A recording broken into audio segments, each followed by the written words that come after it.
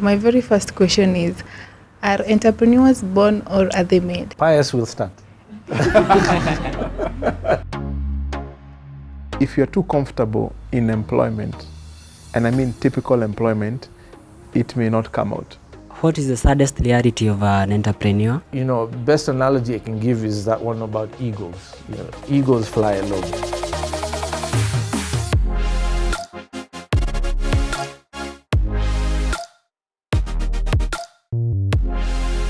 Welcome to the tea. On to the question, Ask Pius and Solomon segment. So where do we begin? First question. Yeah? I'd like to thank all of us for this opportunity. My very first question is, are entrepreneurs born or are they made? Though I have a series of questions, but that's the beginning one. Pius will start. I think if you can, let's use our stories to answer the question. Yeah. When you look at Solo's story, I see there was none of his parents by then were entrepreneurs. In fact, he comes from a family of professors who are very risk averse naturally. So I think Solo was made in the process. We all have these traits. We were born with these abilities, all of us, but circumstances tend to squeeze out these abilities out of us. So myself too, I didn't come from an entrepreneurial background at all. And what I do is everything about entrepreneurship. I can't even say I learned it in school, even though I studied Bachelor of Commerce, proper business and entrepreneurship. But circumstances and alignment in my places of work brought out all these traits in me. That's how I became an entrepreneur. So anybody can be an entrepreneur.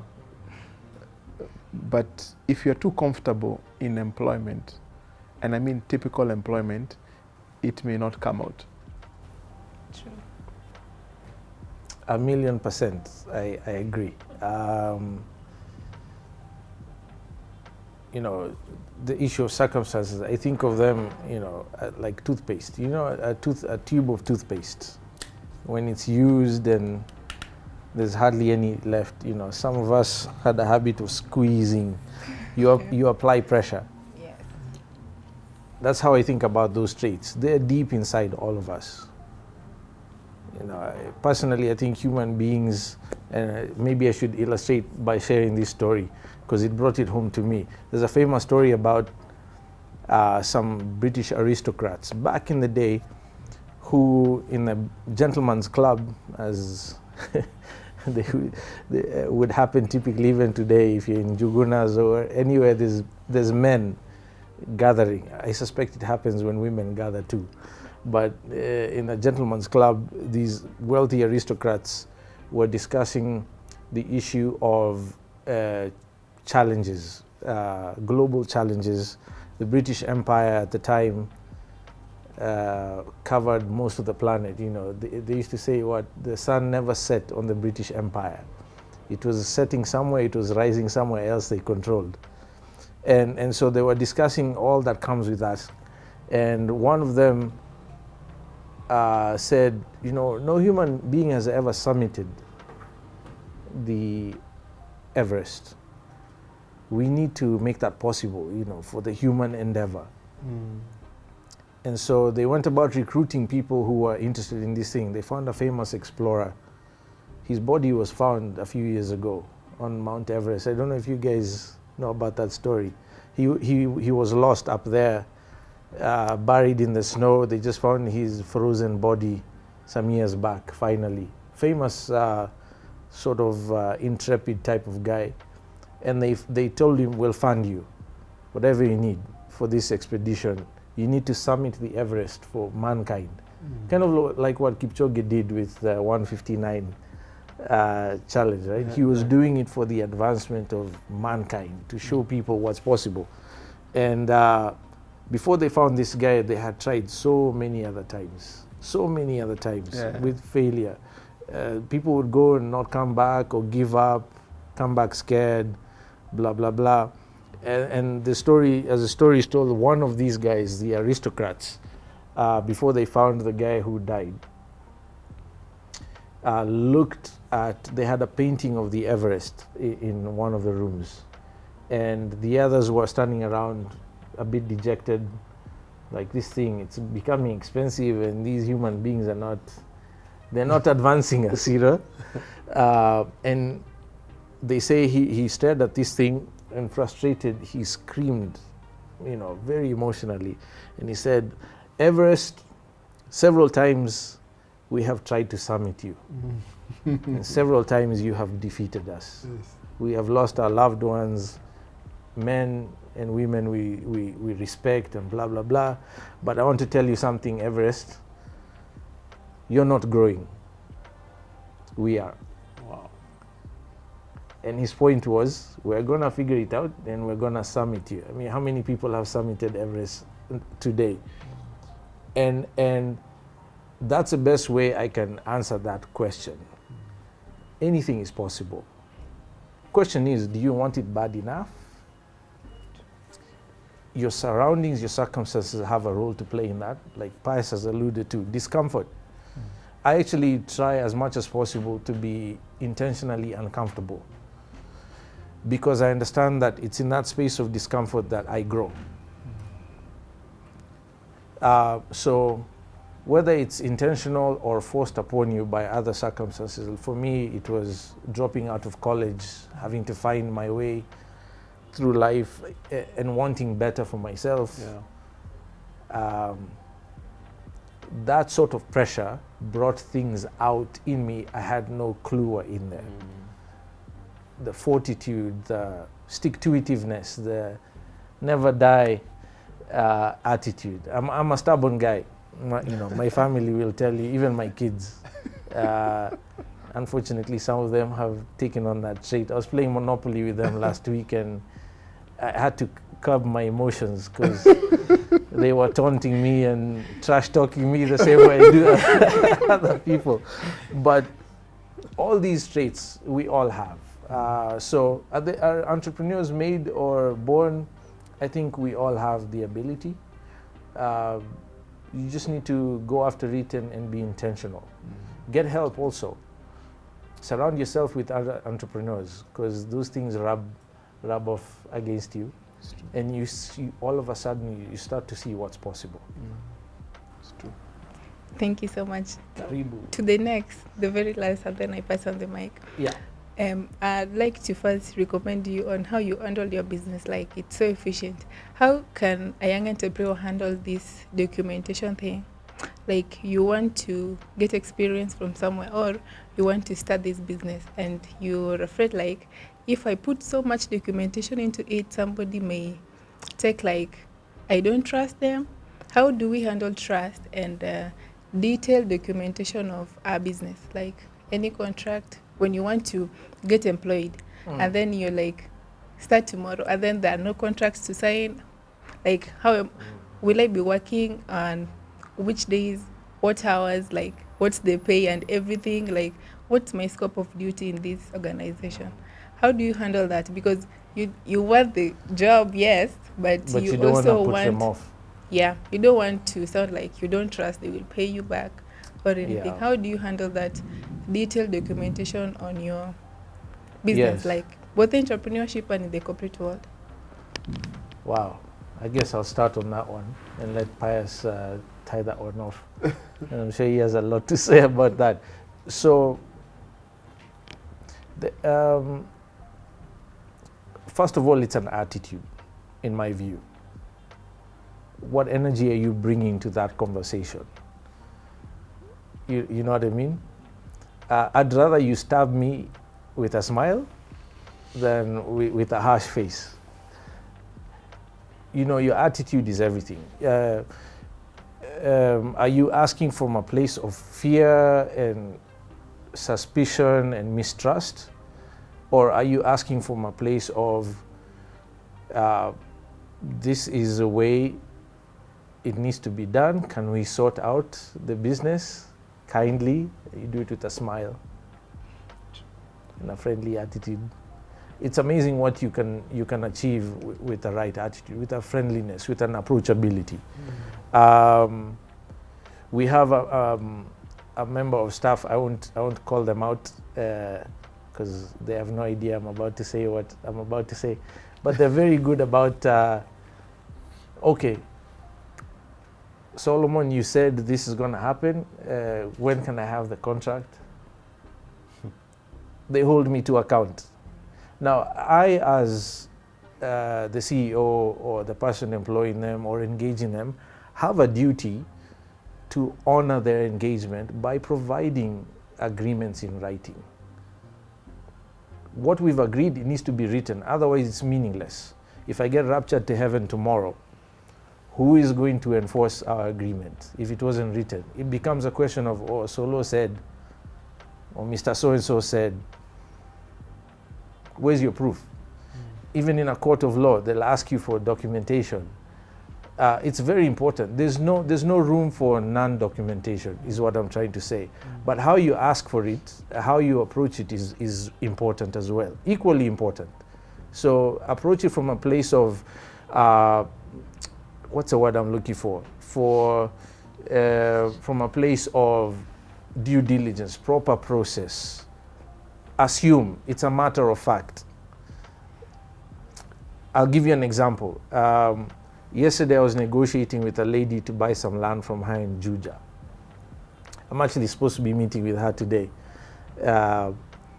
And she wants X percentage in deposit and balance as quickly as possible afterwards.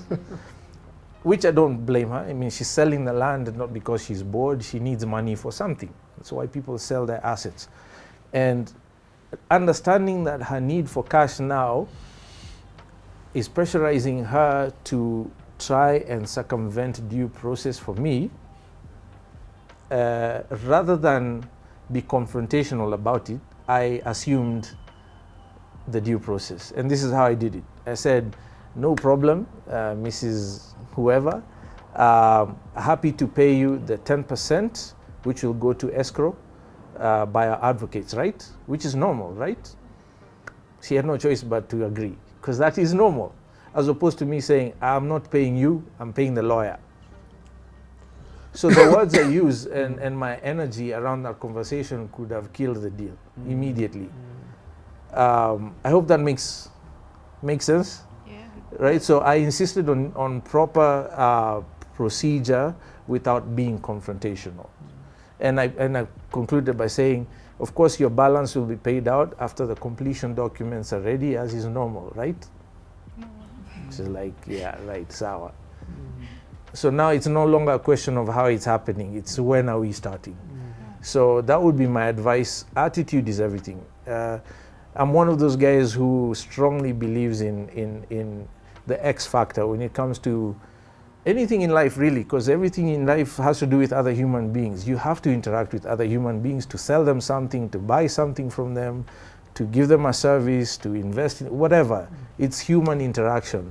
People forget that a lot, especially in business. You think you can separate the human aspect, the humanity aspect from, you can't. It's important to be likable. You can't be coming to me with stinky breath. Brush your teeth in the morning before you come talk to me. Be presentable. Don't come with egg stains on your shirt. I won't take you seriously. Basic stuff. So just be a decent human being, and the rest is easy to sort out. That would be my advice. Thank you. Yeah. Karibu.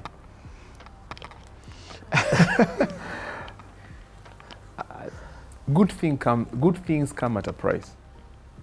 And where money is involved, trust is everything. And they say, trust but verify. Ronald Reagan is famous for saying that. Yeah. Trust but verify. Verify. So if you meet a guy out there and he pours all his love to you. And he says, from today we are married, but there is no paper. Can you trust that guy? There's no commitment, right? So the thing is if someone is committed to deliver something, they are never afraid to put it on paper. And that gives trust to the other party.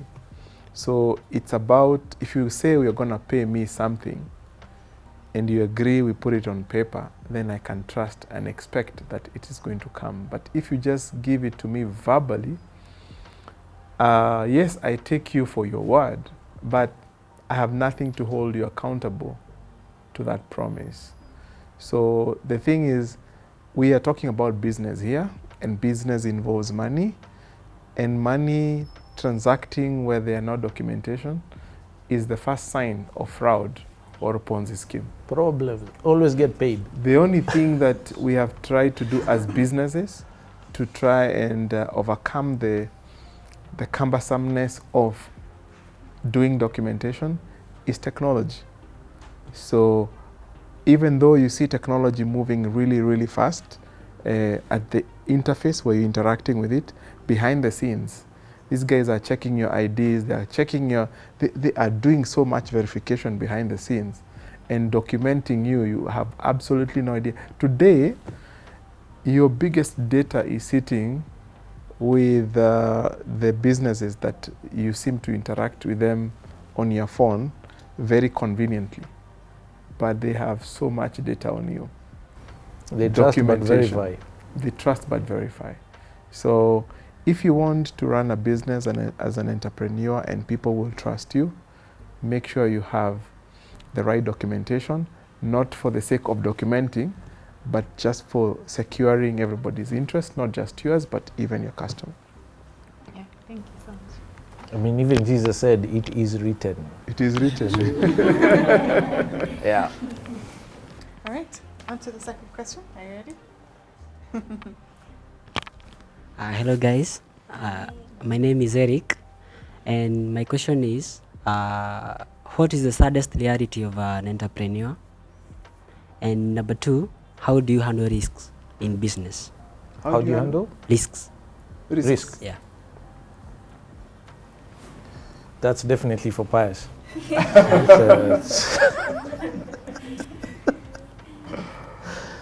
I think what's the biggest risk you take with entrepreneurship when you're an entrepreneur starting a business right now?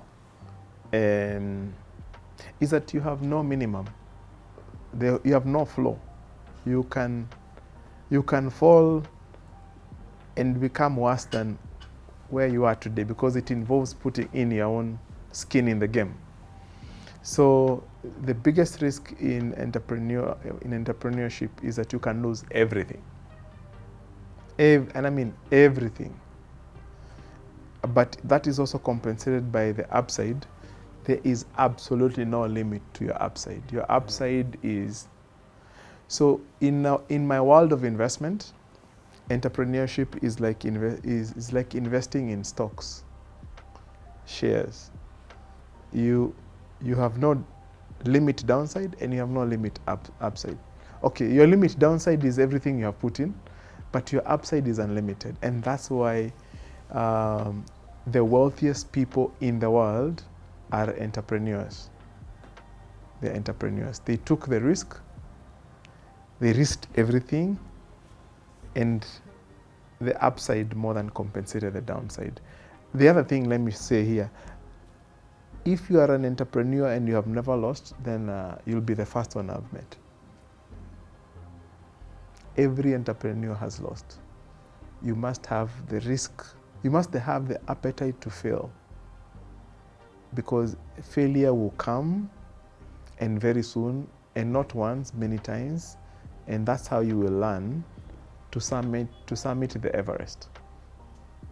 With every, in my world of investment, I always say, personally, my own personal revelation, every shilling I send out there to invest, it always comes back with a lesson. No matter how many years I've been doing it, it comes back with some lessons that I did not know. So That's the upside. How do you manage risks? There are ways that we manage risk. There are things, there are some terms, let me mention here, then I explain them. There's something we call stop-loss measures. Stop-loss measures is when you're going into a business, you have certain assumptions. Like, for example, the guys who are buying all the COVID materials, masks and all those things, they made certain assumptions before they imported them with containers into the country. Now, if you imported masks with containers, you are assuming, the world from this point onwards probably will be in a 5-year period where everybody will be wearing what? A mask.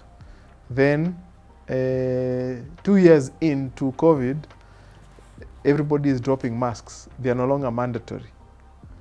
Your assumptions have changed.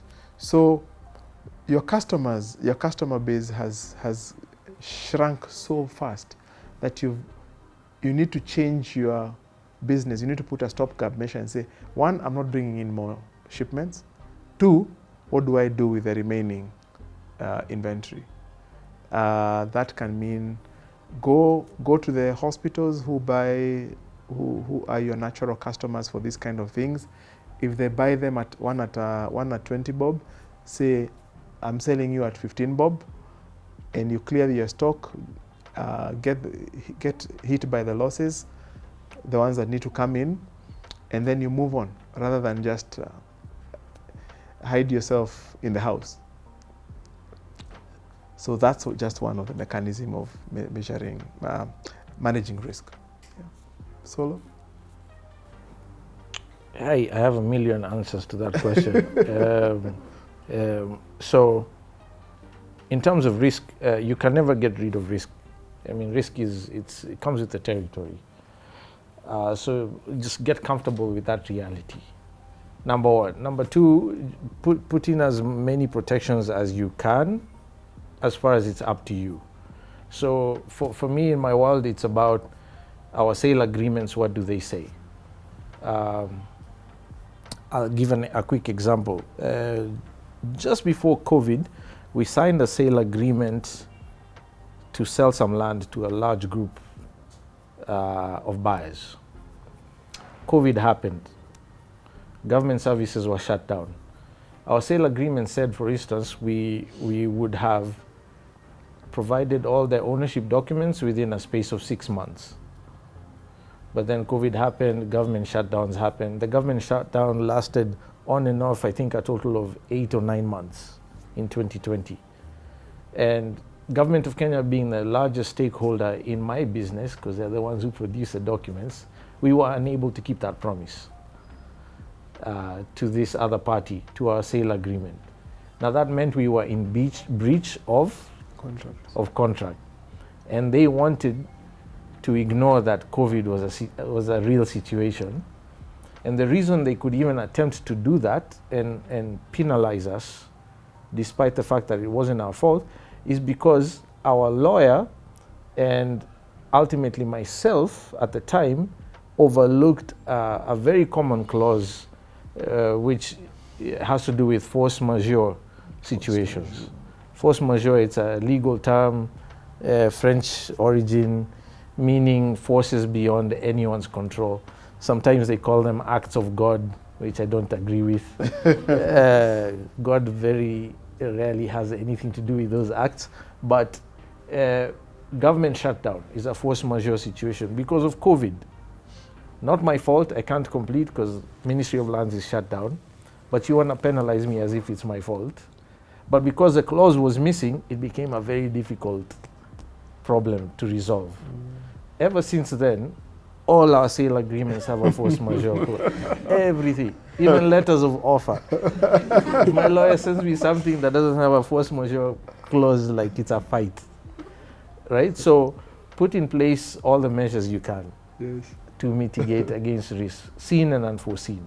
But at some point, you just have to be comfortable with the fact that there is an element of of potential for loss.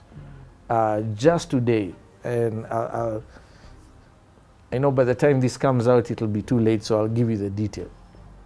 Just today, or I should say yesterday, we were negotiating very aggressively with a land seller who has the craziest payment terms. So our deposit for this transaction is 24 million shillings as a business. Very expensive piece of land. Many other terms and conditions in the sale agreement, but ultimately they want to say, outside of force majeure situations, if you don't complete your processes by a certain date, we are going to cancel the transaction and you lose your 24 million shillings in liquidated damages because of cost of lost opportunity over that period of time for them, which is fair. My financier, the person I'm borrowing the money from, does not like that clause because chances are 50-50 that is likely to happen. Yep. So who is eating the cost? Who is eating the cost of the 24 million? It became a stalemate. The transaction almost went to pieces. But just this morning, as I was waiting for Pius to arrive, I had a conversation with my financier. Why? Because I've analyzed that transaction. I know what my upside potential is. It's almost criminal, to be honest. It's the multiples they keep you awake at night looking forward to it. Like, that's how good it is. So I made a very subjective decision and called my financier and said, listen, if that happens, I'm happy to give you an indemnity and I'll eat the cost myself. I will still return you 24 million, even if they cancel and keep the 24 million deposit. And just like that, a transaction that was dead is back on the table. And what I'm trying to say in that instance is there's no formula. You have to analyze each situation for its own merits. For me, it's generally what's the upside, what's the downside, can I recover from the downside, what other protections can I put in place to cover myself, especially when they have nothing to do with me. That's all. That would be my advice. And that presumes you know you are an expert in the field that you're dealing with. You have to be. Like Pius said, you have to know. Very often today, and I say it with all due respect, very often today I find myself even schooling our advocates. Because I deal with this so much, I've dealt with so many scenarios, I know things that they haven't dealt with yet. And that's good. That's where we all ought to be in our fields of practice. You have to be the expert. There's no excuses. Because ultimately the buck stops with you. Period. So in terms of the saddest reality, it's a very strange question. Saddest reality, I can say about entrepreneurship. That was the question, right? Yeah. I would say the saddest reality for me, in my view, is that it can be very lonely. It's a very lonely process. The journey for me has included leaving groups of friends who did not want to support whatever passion I was trying to pursue. Some become impediments or blockages, even intentionally, because they're uncomfortable with what that means. And that ranges from the growth perspective, and even after you get there.